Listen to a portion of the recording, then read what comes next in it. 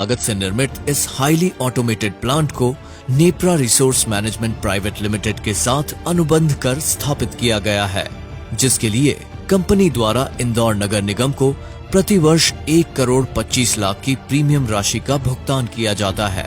घरों से निकला सेग्रीगेटेड सूखा कचरा ट्रांसफर स्टेशन से होते हुए जब इस प्लांट पर पहुंचता है तो यहाँ सबसे पहले इसका वजन किया जाता है। फिर इस कचरे को मिनी पोकलेन मशीन के द्वारा कन्वेयर बेल्ट पर डंप किया जाता है। इस बेल्ट के जरिए कचरा आगे बढ़कर ट्रॉमल तक पहुंचता है। यहाँ सबसे पहले कचरे के आकार व मोटाई के हिसाब से उसका पृथक्करण होता है, जिसमें 50 mm से कम, 50 से 300 mm के बीच तथा 300 mm से अधिक मोटाई के कचरों को अलग किया जाता है और इन्हें 10 टन क्षमता के 2 बैलिस्टिक सेपरेटर्स पर भेजा जाता है, जहां पर ऑप्टिकल शॉर्टिंग टेक्नोलॉजी की मदद से इस कचरे से एल्यूमिनियम, आयरन, चमड़ा, पॉलिथीन, कागज, कांच, पेट, रफिया तथा RDF जैसे 13 प्रकार के अलग अलग कचरों को ऑटोमेशन और रोबोटिक्स प्रक्रियाओं द्वारा पृथक किया जाता है। इसके बाद इन अलग अलग कचरों को अलग अलग कन्वेयर बेल्ट्स के द्वारा विभिन्न सेग्रीगेटेड कचरों के लिए बने बंकर्स की तरफ भेजा जाता है। लेकिन इन विभिन्न प्रकार के कचरों में से लेदर, कांच व धातु को बंकर में न भेजते हुए अलग अलग बॉक्स में इकट्ठा कर लिया जाता है।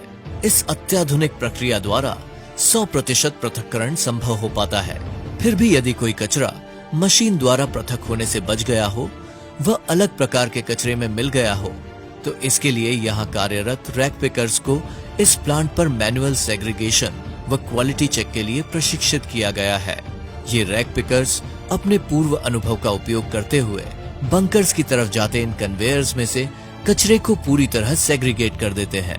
अंत में बंकर में पहुंचे इस सेग्रीगेटेड सूखे कचरे को बेलिंग मशीन द्वारा व्यवस्थित रूप से निश्चित आकार के छोटे गड्ढों में बांध दिया जाता है, ताकि इसे उठाने व परिवहन में आसानी हो सके। अब इन विभिन्न प्रकार के कचरों के इन गड्ढों को वाहनों में भरकर रिसाइकलिंग कंपनियों को भेज दिया जाता है। इस संपूर्ण प्रक्रिया के बाद बचे हुए नॉन रिसाइकलेबल मटेरियल को सीमेंट कंपनियों को ईंधन के रूप में दे दिया जाता है।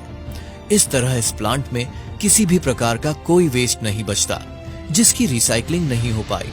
यानी इस प्लांट पर पूरे 100% सूखे कचरे की रिसाइकलिंग हो रही है, जिसके चलते इस प्लांट को जीरो वेस्ट टू लैंडफिल का दर्जा प्राप्त है।